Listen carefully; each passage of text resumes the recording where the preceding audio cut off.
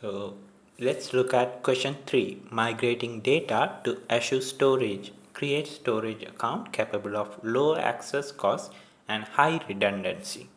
So let's look at this question now. You plan to move backup files and documents from an on-premises Windows file server to Azure storage.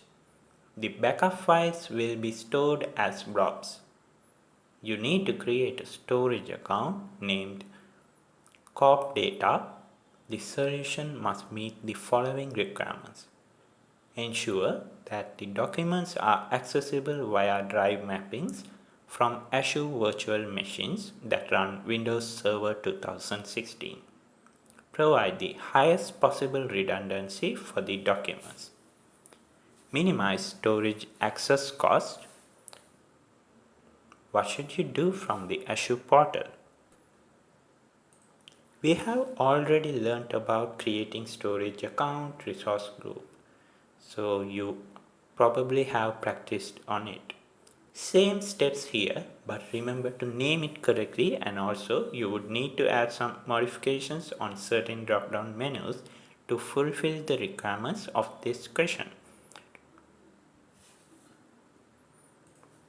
So let's look at what are the changes you need to make. General purpose version 2 accounts is recommended for most scenarios in accounts kind because it delivers the lowest per gigabyte capacity prices for Azure storage as well as industry competitive transaction prices. For replication, you need to select Read Access Geo-Redundant Storage (RAGRS).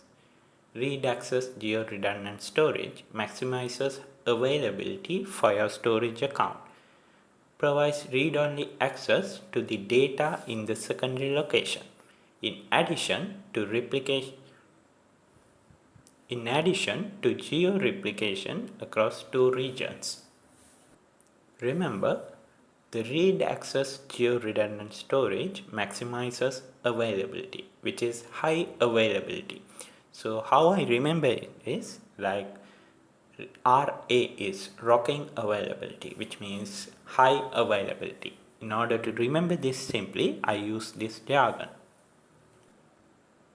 So again, it's simply shown in the slide what are the modifications you need to make.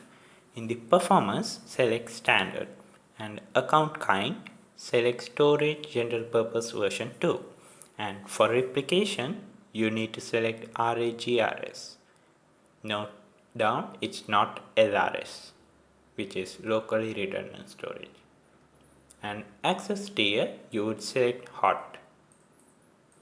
You can practice this quiz in order to remember the lab you have done is worth.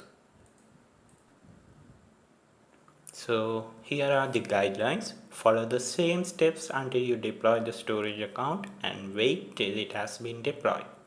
That's it for this lab. If you wish, you can create a virtual machine based on Windows Server 2016 image. Later on these lessons, you will find out how to create a virtual machine.